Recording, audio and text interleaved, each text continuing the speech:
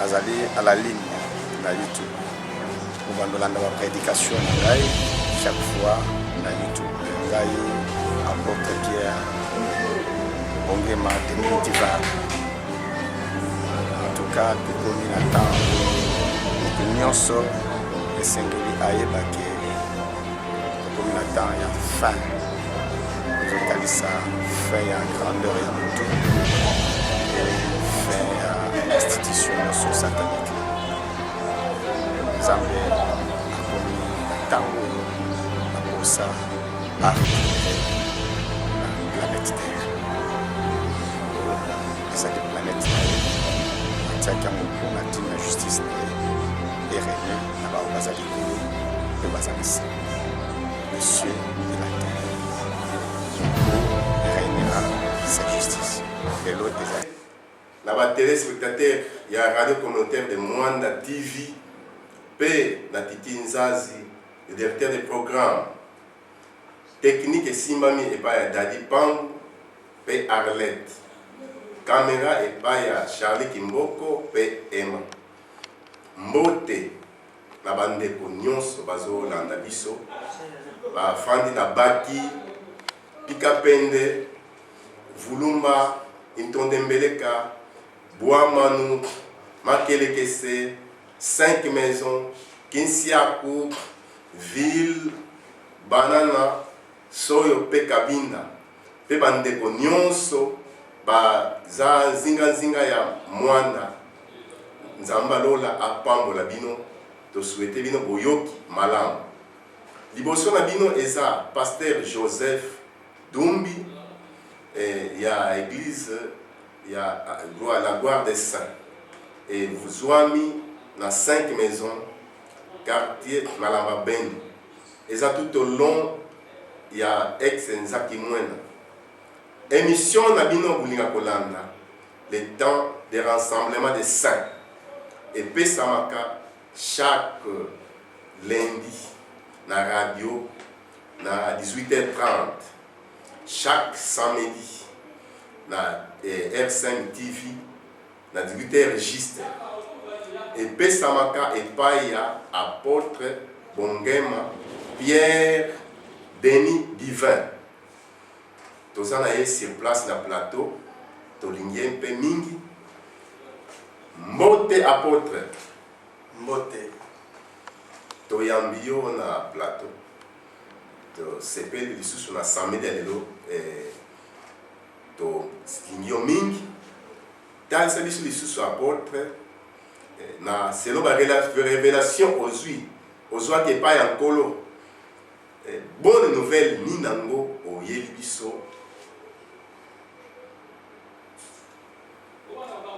Merci na bandeko nyonso baza kolanda biso tika Nzambe ya pambola biso nyonso na bino po bozali kolanda biso na yango tokota na kati ya likambo oyo tozali kosolola mikolo nyonso oyo tozali nanu kokumisa mokeli ya lola pe na se yango tobondeli.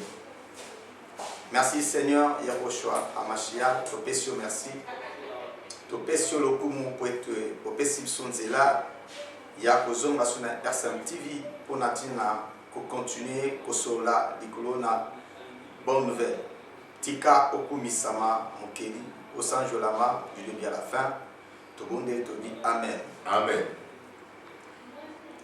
Bonne nouvelle ntango nyonso tolobaka sango malamu sango ya sika soki sango ya sika eye esengeli kokabola yango pe moto amemaka sango ya sika aza moto atindami na etinda pe etinda oyo atindami na yango ezalaka attesté pe bato baya kososola ete likambo yango eza bongo ndenge torepetaka toujours ete Nzambe azali kokende kosala mosala na mokili na nzela ya basali na ye bongo ntango alingaka kosolola na mokili alekaka toujours epai na basakoli ezaka temps oyo esengeli makambo ebombami ekoka kobima polele donc tant toza koloba likolo na bonne nouvelle ezali bikamunene na kati na mokili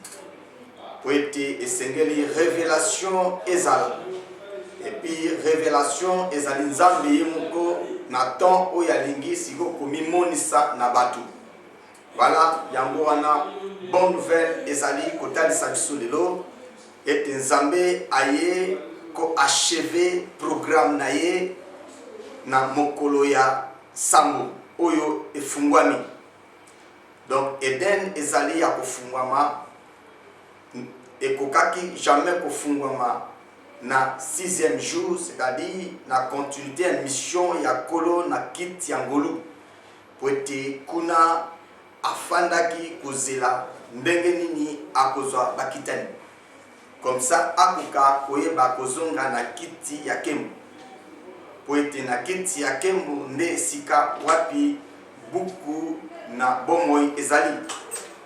Buku na bomoi ezali na kiti ya kembo. Bongo esengelaki mission na ye na kiti ya ngolu en tant que fils esila pour que azonga na fonction éternelle na ye oyo tobengi père. Père ezali fonction éternelle ya nzambe tango azali kokela. Nde na tango toza koloba ezali encore le temps ya récréation. Nzambe azongi na kiti ya kembo na ye po ete azwi bokitani. Bongo na kiti ya kembo ezali esika akataka bosembo na ye. Nde toza na tango ya bosembo ya nzambe babengi yango justice éternelle.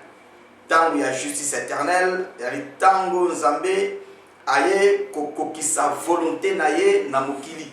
Aye kokokisa mokano na ye na mokili. Plus jamais akoki kosala susu to kolinga moto akotisa volonté na ye na kati na nzela oyo. Voilà pourquoi tozali na tango tozo ba bonne nouvelle ezali Zambé aye pour rétablir toutes choses à travers justice naye.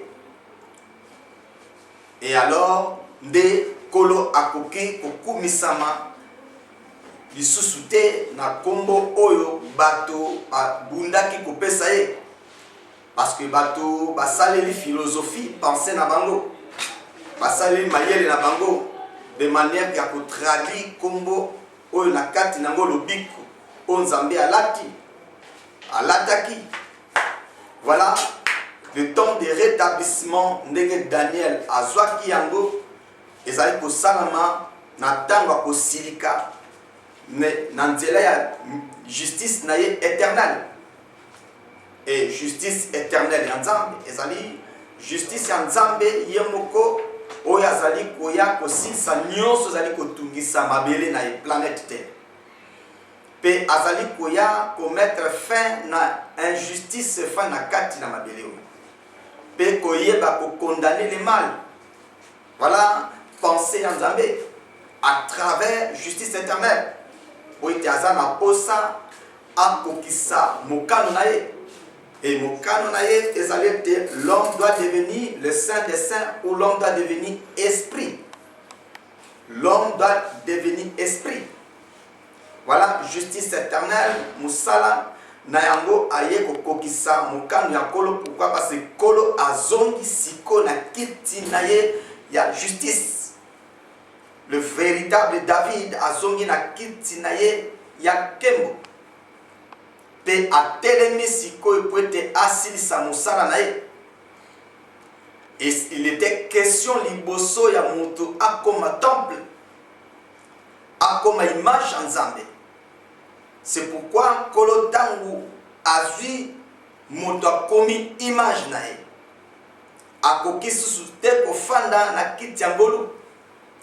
Parce que posa ezalaki ete atrouvé église o babengango puissante et victorieuse. Et église puissante et victorieuse ezali image ya nzambe o etongami. Pourquoi? La vision ya Hamashia ezali second temple. Ezali temple ya mibale ya pe asuka. Po ete na kati ya temple wana nde akobimisa ba temple. Po ete nzambe asalaka mosala na kati ya ville pe asalaka mosala na kati ya temple. Soki atongi temple te akotonga ville ndenge nini. Voilà pourquoi dans Nzambe atongi image nae, atongi bonzambe nae. C'est comme ça que tango toza koloba kola zongi na kiti ya kembo. Et kiti ya kembo zali kiti ya mosala, o Nzambe zali kokokisa mosala na ye na kati ya mokili. Po ete alongwe na kiti ya mwana, babengi fils. Po ete liboso ya kolo ezali kaka na fonction mibale. Nzambe azwa fonction ya tata pe fonction ya fils. Et fonction ya fils azwaki dans son abaissement. Po ete akitaki koya koluka moto. Pe akangamaki na humanité pécheresse jusqu'à ce akotrouve mokitani pe bakitani. Nde e akozonga na kiti ya kembo na tango toza koloba kolo azali susu te na kiti ya ngolu. Po ete bokitani salami. Toza sute na tango mvula ezali kosopa na kiti ya ngolu. Mais ezali mesure ya grâce efa na kiti ya ngolu. Parce que tokomi na tango véritable ya justice éternelle. Et tant la justice éternelle ezali tango oyo Nzambe azali kosala mosala na kosilika makasi. C'est pourquoi ezali tant moko très difficile pour l'humanité, pour la planète Terre. Ezali tant moko makasi oyo véritable David azongi na kiti ya kembo na ye pona kokokisa mosala na ye. C'est pourquoi moni Daniel azwaki révélation oyo kotalisa ete na tango yango le oin n'aura pas de successeur. C'est-à-dire que akozala na bokitalité. Bakokitanisa kombo ya Yehoshua na kombo musute. Et le long Nzambe azali ko accomplir sa volonté. C'est pourquoi pasteur Dumbi tozali na tango ya justice éternelle. On Nzambe ko rétablir, to ko retourner l'humanité dans sa présence, to ko refaire plan naïe sur Eden à toute la terre. Et comme le salut est dans le nom, Yehoshua, Nzambe Yemoko Saint-Esprit, ayaki na kombo ne Yehoshua. Pe ayebi ko zonga na kombo wana. C'est pourquoi Yokita Malubete, la vérité qui a été rejetée est devenue principale. Na tango ko kombo naïe et boakamaki vérité boakamaki tango kolo azongeli kaka kombo wana akotala sute kombo oyo bapesaki ye ete kolo ayaki na kombo ya Jésus-Christ te, kolo ayaki na kombo ne Yehoshua Hamashia nde ayaki kokontinue kosala mosala na kombo wana nde tobengi ye Yehoshua Hamashia.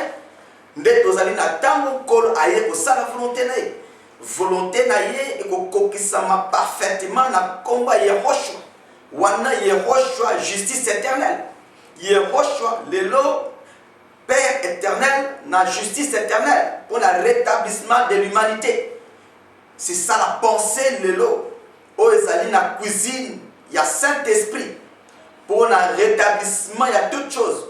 Pour na ko rétablir moto na présence na ye. Pour na ko yeba ko zongela ebongiseli ya lobiko ya seko na kati ya bongo ya moto. Voilà la pensée du Seigneur.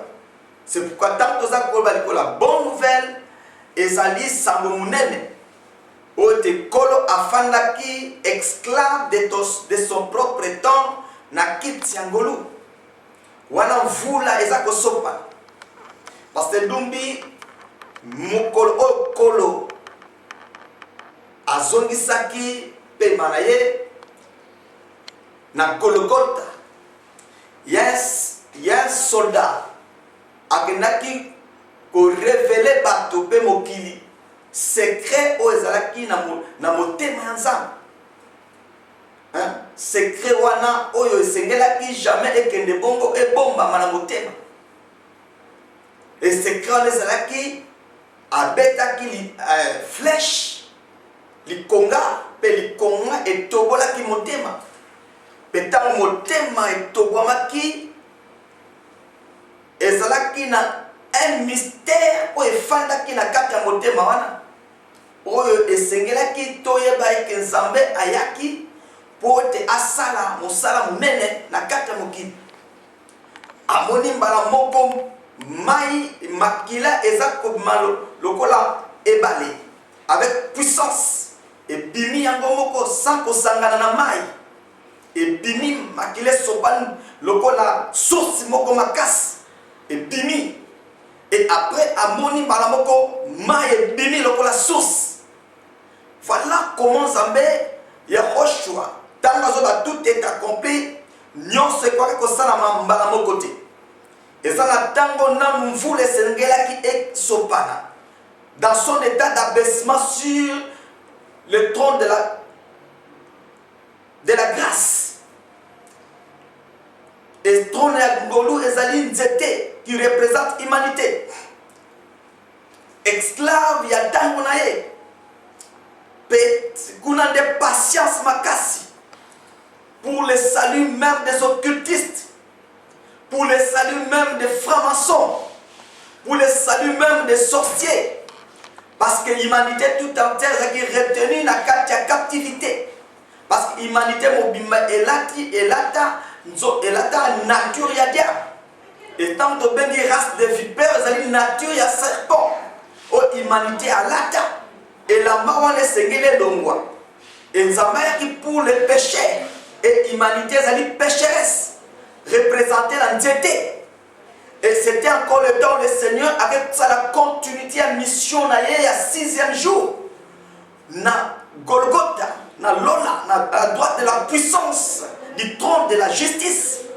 À côté qui na trône de la justice.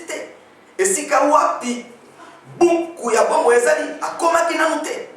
Pourquoi? Parce que après ça qui bon moyenaye et sengela qui a récupéré ngo. Mais à récupérer et pas na balongi. Ba o ba kolonga. Mais après ça qui bon moyenaye na ton ngolo azaki tout nu. Bolumbu. Ça veut dire qu'il représentait que à koma ki lisum pour les péchés. Mais esengeli vu oya pesaki a récupéré ngo. A récupéré na nzela ya balongi. Na nzela bato ba kolonga. C'était un temps très difficile. Un temps de souffrance. On s'en linga qui motonos a partagé naïe. C'est pourquoi on qui romain lobby pour la zako et ça va romain bande qu'on a bisoku nabi. J'estime que les souffrances de ce temps présent ne sauraient être comparées à la gloire qui nous sera révélée. C'est-à-dire que Nabango va Thomas Paul bazai cause la tango ya kem. Parce qu'il y a le temps de lampes et ça le temps où il y a la gloire. Tant de lampes ça tombe sous. Tant il y a gloire ça tombe sous. Et tant il y a gloire ça tombe mon konzazon il a quitté kem. Mais tant de lampes ça tombe ko la fani na quitté ngolo. Et ici quand vous la maquiller so. Et puissance ya maquiller ça ko kende ko pona tina la salut humanité. Et ça me patient. Il pensait na trône wana pour comment sauver la planète Terre, humanité. Et c'était ça la pensée du Seigneur. Et après si mon kumona na basanae et la bonne nouvelle ezali était Zambé azalaki ko préparer était à côté la kembo en tant que précurseur, c'est-à-dire mon doigt est ko annoncer peut ko préparer. Oh, bako kitanaye, bato sengel bako kitanaye, azalaki kosala musala. C'est pourquoi souffrance, ya nzete to ya tronya ngolu, ezalaki kaka pona konote, ezalaki te pona tina ba o bazo kimama. Et le souhait du Seigneur ezalaki était donc la révélation de Fils de Dieu, parce que les tango nzambe alakaki était rédemption corporelle, c'est-à-dire que Zambé akoye bakosi kola nzoto oye bebaka ete kokasu ko bebate et kokasu ko kenesu na cimetière. C'est ça le temps où on s'en bongisaki. Alors problème de Zalaki était et tous la préparer. Aujourd'hui la bonne nouvelle est que le Seigneur n'est plus sur le trône de la grâce, mais ce trône de la grâce tout quitte wanangolu et salama kaka pona été. Mais et ça m'a pour la bokitani to descendance nae postérité nae sengeli bokitani et tant où y a zui bokitani akoki plus jamais pour fanda akoki sou ko fanda te pour être azui moto o ya lati bon Zambé a lati image en Zambé o ya lati si elamba alongoli na bolumbu azongisi ye na ndenge ya zalaki na kiti na ye ya gloire. Pourquoi? Parce que Adam nde alongolaki nzambe na kiti ya nkembo. Esengelaki kaka moto oyo awuti na moto nyama dont l'intelligence est bloquée, mais akende kofungwama na nzela liloba mpe abanda kotambola na nzambe asala akoma témoignage, akoma litatoli, akoma ndako etongami, alata image ya nzambe oyo babenga l'homme nouveau créé selon Dieu. Voilà la pensée du Seigneur. Et dans nos moto zambe azui moto azui ato bango ba couronner zambe de gloire. Zamba kofanda sur la kiti ya kembo ya bolute a retourner la kiti ya kembo. C'est pourquoi le baki yango c'est lui qui vaincra. Donc azaki na pose ya moto alonga. Azaki na pose de batu balonga. C'est lui qui vaincra. C'est-à-dire qu'il dit que kiti ya ngolo eza ya kolo ye mokote. Mais kiti ya kembo ezali ya kolo ye moko. Mais kiti ya ngolo eza ya kolo ye mokote. Kiti ya justice ezali ya kolo ye moko. C'est ça la différence. Mais le nôtre ozali na kati na tango oyo. Zamba azongi na kiti na ye ya kembo. Pourquoi? Parce que kiti ya ngolo azui bokitani. Et maintenant a retourné na mokili.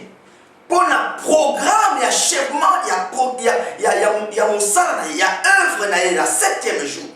Pour accomplir nyonso ya lobaki na Adam. Pourquoi? Adam azalaki celui qui avait reçu toutes les promesses.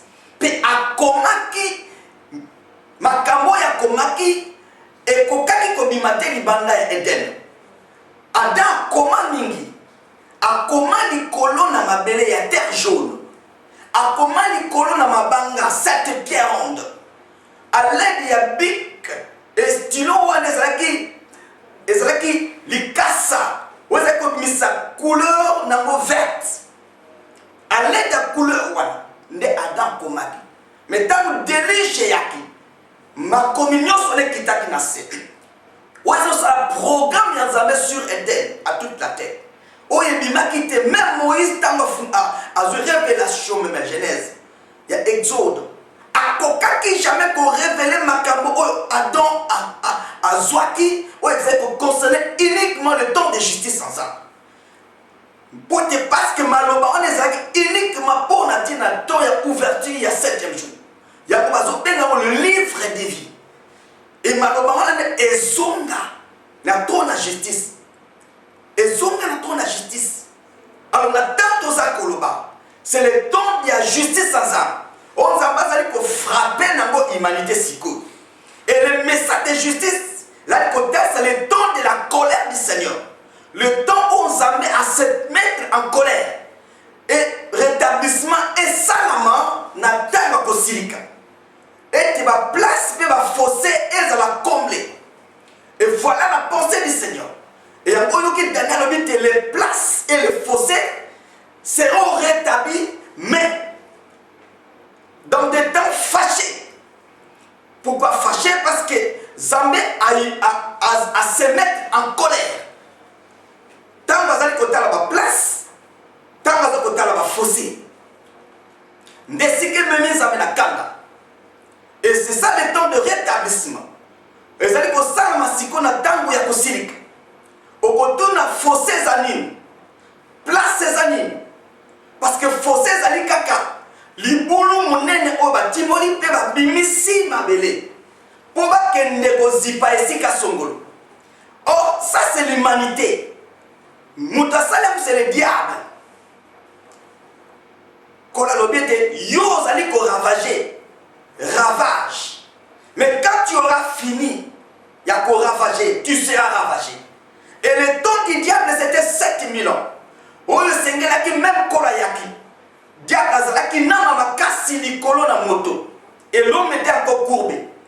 A pia mutu alongola moto la bonzambe. Pe moto comme osika na nzambe. Et moto s'est détourné na nzambe. Pe alali pongisi profondément. A ke mosika na nzambe. Libulu eto etibulama. Moto ba pikola nyonso ezali etali bonzambe. Akoma occupé maintenant par le diable. Parce que les places ne veut dire seulement que l'endroit occupé. Parce que le diable a occupé tout. Donc on a comme instrument à diable. Na tango ya kosilika nzambe. Ezali tango nzambe za kokuta te moto a comme instrument à diable. Alors que esengela kaza instrument de nzambe. Mais moto comme instrument à diable. Diable a pillé, a longoli la présence ensemble. A longoli mon seul ensemble la présence ensemble. A pillé systématiquement. A pillé systématiquement. À travers un faux enseignement. Où les contestent les ronces et les épines, c'est-à-dire les soucis de ce siècle. Et Moutou Azali pillé systématiquement. Et tant que ça Azali Kozonga, pour rétablir toutes choses. Et Azali Kozala, parce qu'on a tant que Silika. Pourquoi Moto a commis, a la séparé du Seigneur. A commis, Moto Azali comparé à Lazare le 4e jour. Azali ko connaître microbe à décomposition. Azopola. Motapoli humanité za kopola. C'est-à-dire diable a dépouillé l'humanité na nyonso zali anza. A kangi motakomi captif. A pesi mutu l'occultisme. Le ténèbre. Motakomi ko agit selon le diable. C'est ça le lot. Intelligence c'est obscurcie. Ça va être coûte. Et c'est la carte qui va se lancer. Et c'est la carte qui va se lancer. Et c'est la carte qui va se colomber, qui va se diriger. Et c'est la carte qui va se diriger. C'est-à-dire que l'intelligence, c'est ça. Obscurcie. Dès que Romains 12 de la lobby, soyez transformés par le renouvellement de l'intelligence. Au renouvellement de l'intelligence, c'est pour ça que dans le message de justice. Dans le message de justice, où il y a la vérité est comme principal. Pourquoi ils sont là qui causent la coloration dans la quête na yé. Et si quand on a côté à la porte pour régler toutes choses qui tracassent la terre, pour condamner le mal et mettre faire la justice. Bien. Et ça tant y a quoi ça canate. Il y a des tango message vous allez coquer. Après ça va démontrer que Azan a 4 maloba pour ça. C'est pour à coquer qu'il y a na combo ya mototé ou ya pessi.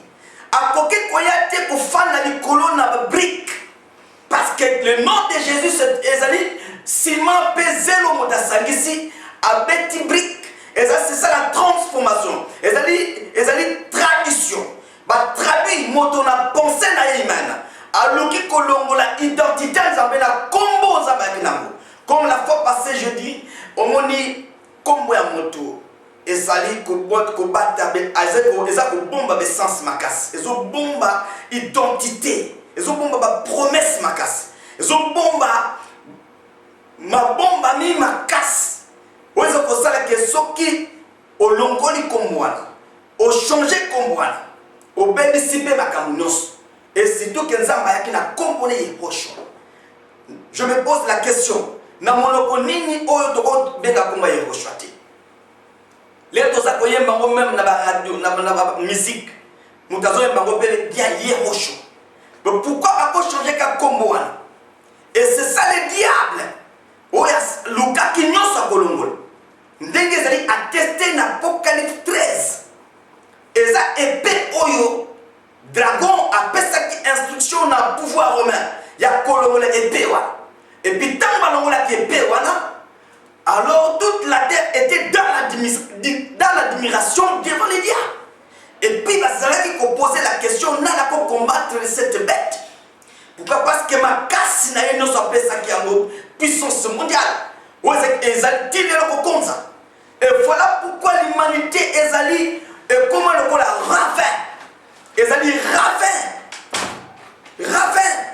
C'est-à-dire que les boulots à mon et timolama. Oui, c'est que les deux ont comblé. N'est-ce que Esaïe 11 à l'objet. Et Sengeli, tous la comblé comme le fond de la mer par les eaux qui les couvrent. Et Sengeli, il bonzambe, il y a que zipa fo ya ebalé. C'est-à-dire que ebalé faut zipa mana bonzambe. Pour que les boulets morent na sauté. Bonzambe ne morana. C'est ça la vie et la crainte du Seigneur. À travers le message de justice. C'est ça les temps. Qui était la bonne nouvelle et que Zambé a rétabli hôtel naïe. Et tes sacrifices de bani kotumba na hôtel. Pour te mitema ya batu ezonga totalement épaillé ensemble. C'est ça la pensée du Seigneur. C'est ça la volonté du Seigneur. C'est pourquoi dans tant que ça kolova. Et ça dit tango moto nyosa yeba été. Le Seigneur est retourné sur le trône de justice. Pour remplir toute chose selon sa pensée originelle. Dès que tu as la fois passée, et tu Zambé a pensé que mon bec était ata neke, ata mbisi, ata moto, ata nyama. Bango nyos baki soumis na traitement ya nourriture avec yango verdure to makasato matiti. Bango nyos, c'est ça la justice du Seigneur. Pour établir unité et la paix na planète Terre. C'est ça la pensée du Seigneur. Tant que vous êtes ensemble et comme un manteau moutolati, à côté de mon amour parfait du Seigneur. À côté de mon amour parfait du Seigneur. Parce que trésor, il y a Siona, il y a reine de justice, c'est la crainte de l'Éternel. C'est ça la pensée du Seigneur. Et à côté de mon justice ensemble. Pourquoi? Parce que Bazali toujours dans la vie, il y a justice ensemble. C'est ça la pensée du Seigneur. Et le Seigneur est retourné sur le trône de justice. Il est retourné dans son nom Yahushua Hamashiach. Et le Seigneur rétablit toutes choses. Avec retourner l'humanité dans sa présence. Parce que Fungoli est kouke oya kangaki. Oye moto akoye ko fungolate. Mais maintenant il y a Fungoli yango moto ako kangangote. Bazali tango ensemble aye ko kok sa volonté na kati ya mokili. C'est ça la pensée du Seigneur. Aye ko kok sa volonté na ye. Aye ko kok sa programme na ye. Et c'est ça le temps de retour du Seigneur sur la terre. C'est ça le temps véritable de retour du Seigneur sur la terre. Et ça tant ensemble aye ko kok sa volonté na ye. Aye ko sala mokama. Et le programme de la dernière trompette. Et ça dit programme où la mort est engloutie dans la victoire. C'est ça la pensée du Seigneur. Et la bonne nouvelle, c'était la mort aujourd'hui à travers le programme de la dernière trompette. Parce que le Seigneur est retourné sur le ciel de justice. Et l'esprit de justice pour celui qui est assis sur le trône de justice. Et la force pour ceux qui repoussent l'ennemi jusqu'à ses portes. Et ça tombe ensemble avec sa volonté na katamuki. Et c'est ça le temps véritable du Seigneur. Oh, c'est que nous motono sayeba. Que Zambé asimi siko planète terre na mabokona. Asimi mabota. Asimi ma famille. Asimi mikolo. Asimi ma gouvernement. Asimi nyonso. Pour être accliblé l'humanité na clible la destruction. C'est ça la pensée du Seigneur. Et moutako koka susute. Et planète Terre, et na obéissance ensemble. C'est pourquoi tant que ça, et c'est que les motonos, ça symbole là-bas. Avec justice ensemble, les niveau. Et puis, melo. Les gens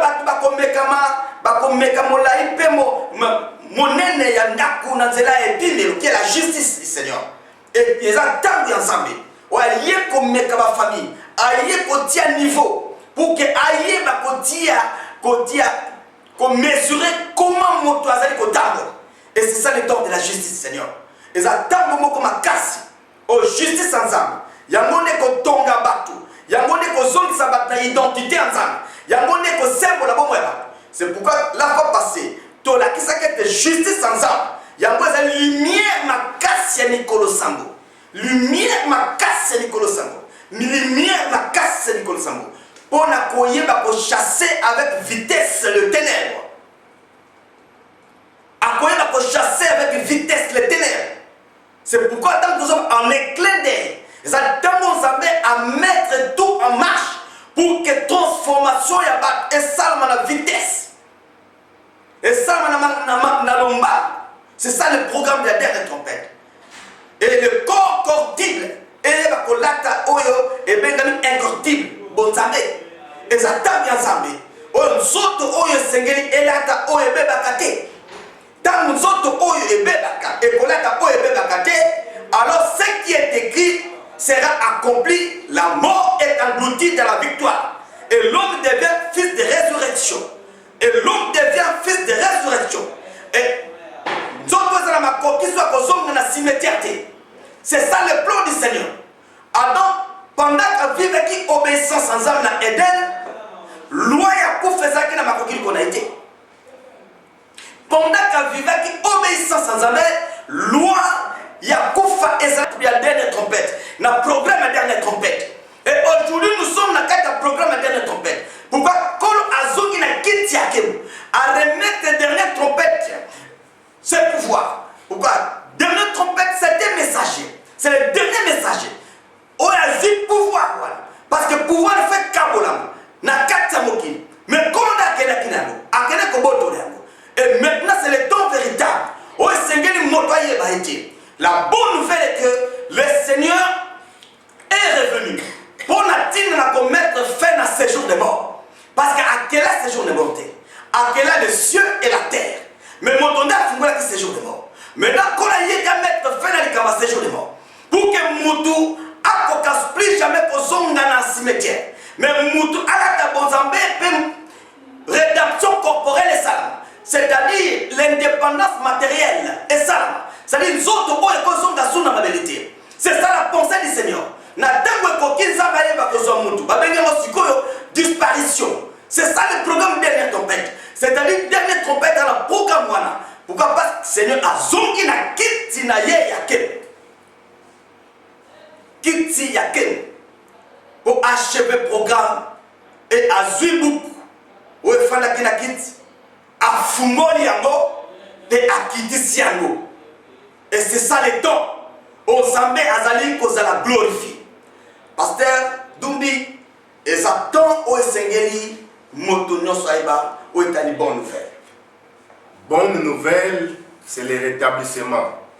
Kolo a pu rétablir toutes choses à travers justice naïe. Dans sa mission Lissousou, selon Apocalypse 13, épée et Apocalypse 13, et l'attaque comme nini. Oui. Déjà, premier siècle, Mobimba, Baye Kolibaïba qui combat Jésus-Christ, combat Jésus. Premier siècle, Mobimba, Mikade Tamolaki, même Tabazo comme ma lettre, et ça toujours dans le combat Yehoshua, Hamashi. Et Baye Koliba évolué dans le premier siècle. Et P. Oyo, et Yebaki, Kozokisa, Niamawa, Magnamabeli, Namai, et Zali, combat Yehoshua. Et Yamonde, Balongolaki Yango. Alors, comme promesse en Zambé, ça a été Niamawane Sengela Boumama, Kolana, Esaïe 27, au Kolana Biété, dans le Kolona Tangouana. Je frapperai des mains dures, grandes et fortes, les léviathans serpentiens, serpents tortueux. Je tuerai le monstre marin. Ata épée Lombaki, les lozongi principal. Épée, voilà, c'est la parole, n'a comme Yehoshua. Azongi na makasi nyonso pour achever œuvre oyaki kosala moki. Sous le ciel, le nom qui nous a été donné, c'est Yehoshua Hamashia. Pour na lobiko ya humanité tout entière. Premier siècle mobimba, motomoko ayebaki kombo ya Jésus-Christ et Jésus azakité. Français et demi 4e siècle. Constantin aye kolongola kombo wana juste na début ya 3e ya 4e siècle. Parce que Constantin azali empereur ou ya unificateur ya empire romain ayaki na début ya 4e siècle. C'est-à-dire comme ya Yehoshua yango de yebani yango de zali même ceux qui ba commis les biso na français awa mais na ba texte nos hébreu même Louis II azako tirer nos ba texte hébreu et yebani était comme ya Yehoshua yango de et maki épée et memaki le pouvoir mondial na shit. Voilà la pensée du Seigneur. Ok. Tolini nango koko pesa na bana nzambe par rapport au temps. Na temps otozana yango, c'est le temps de la justice Seigneur. Aux Zambas ont plané au-dessus de tous les États. Mboka mokote oyo ekoza suna makoki ya kokonza mboka mosusu. Mais le problème est que Zamba a besoin de bosembo na état de sama. Ezana bakundi ezala na ba société ezala na église esengeli tango oyo bato bayebete eza temps en justice éternelle eza temps oyo nzambe aye koyeba kosukola mokili na injustice kolongola bato na ndenge babikaki mpe batambolaki. Alors motu nyonso esengeli yeba ete kombo ya Yehoshua yango nde justice éternelle yango nde nzambe aye na yango pour que moto nyonso oyo akotosa Saint-Esprit akozala guide na ye. Et puis makambo toza koloba lokola euti epai ya kolo lokola atindi biso toloba yango ezali tango oyo akodemonter sa puissance pe akotalisa ke il est dans ce nom-là de Yehoshua. Et Yehoshua est notre justice pour le salut de l'humanité. Alors, Bonzambe et Zali Kotali Samalelo na konga Yehoshua pour natina kolongola biso pe kobimisa biso na mabe. Cher Yanzambe, lelo toza koloba bandeko, sacrifice les assultés, offrande les assultés. Parce que cher Zanusai Yanzambe, et diable apesi alongolaki alongoli basai Yanzambe tenue sacerdotale na bango.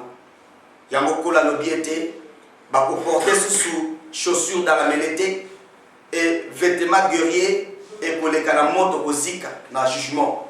C'est-à-dire un temps très difficile, les assoutanga mélanté, et un temps où on ça symbole la boumonaï. Moi, dans l'ensemble, aïba ni naza kosala. Azo tango la comment est-ce que aïebite que temps est comme et si quand tu commis et c'est moi dans un gaso sola. Et toli to ko pesa moto noso abuka azonga atala bolingoneza oya liboso oya bandaki na Nzambe. Aïeba ko sola comment atangoli pe et si quand il y a connu, aïe temps il y a retour, il y a Nzambe dans mokili et salami déjà. Pe aïe été ils allaient temps il y a retourner et pas il y a moto oye à pesa qui m'ont congrès depuis longtemps. À Kenek Mosika, l'enseignement. Où est ici souci de ce siècle? Où est ici bateau baza pour se soucier, na kolia, na kolata, na voyager, na kobala, na nyonsoana, ezali ba surplice, ezali par dessus, ezali loko nzamba lobaki. Était Luka liboso justice nangai. Et attend au moins Nzambe aluka liboso Nzambe. Aluka liboso bosengo Nzambe. Aluka liboso vie na eza comment?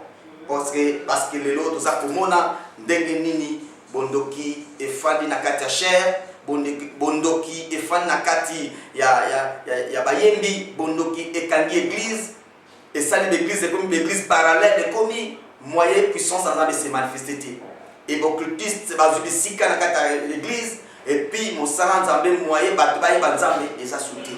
Et c'est ça ils attendent ya kosilika Nzambe parce que mokili est commis pe éthique Nzambe et kolo mokili ana posa na yo ndekoza kolanda biso zonga epa ya kolo zongi sa penser ne Nzambe banda koyoka mateya oyo tozali na yango mateya ko zongi sayo obana kokabwana mabe okabwana mokili okabwana bundumba okabwana occultisme na bonganga okabwana na kisirene na bondoki na magie obima na vinyonso wana parce que en justice Nzambe ezali temps moko très difficile motakolonga Nzambe lelo asasuté Nzambe akotiki la souté occultisme et konzamboka. C'est ça le temps véritable. C'est pourquoi Nzambe ekosala ruine sur ruine pour récupérer l'humanité. Et Seigneur, motono soyez batté, c'est le règne du Saint-Esprit, c'est la gloire du Saint-Esprit. Et motono so asembo la vie nae, abima aluka liboso Nzambe, baluka kaliboso mobali, baluka kabiloka mobilité. Souvenez-vous, une histoire, il y a Esther, Nandako, il y a Cyrus. Aluka ki liboso mobali, aluka ki liboso Nzambe, aluka ki liboso a kota na bomoko na mobali. Na bondeko, na boyokani, na mobali. C'est ça la pensée du Seigneur. Alors, tant que nous avons biloko Nzambe, toye ba été, le Nzambe a coupé sa biloko ne souté na ba méchant. Mais a coupé sa biloko na ye et pas bato bazoto saï. Ba se soumettre na pensée na ye.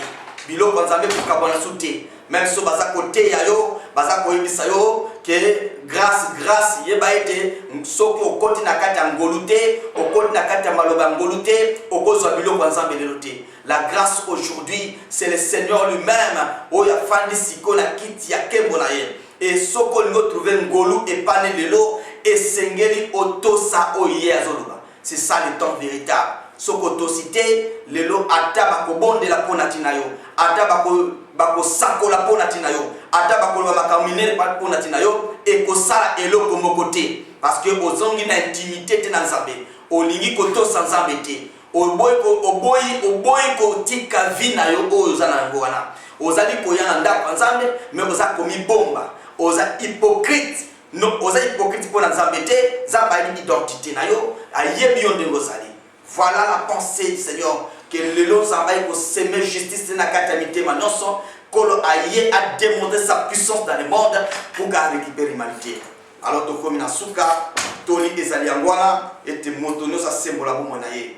Numéro ya pareil na biso ezali 0421 86 27 385 81 86 27 387 385 pardon. Tika ete Nzambe apambola bino nyonso boyoki biso bisika nyonso bozali. Tika ete bozonga na pensée ya Nzambe bokomona gain de cause na oyo touti koloba wanezali apôtre Denis Divin Pierre Bongema. Nzambe apambola bino.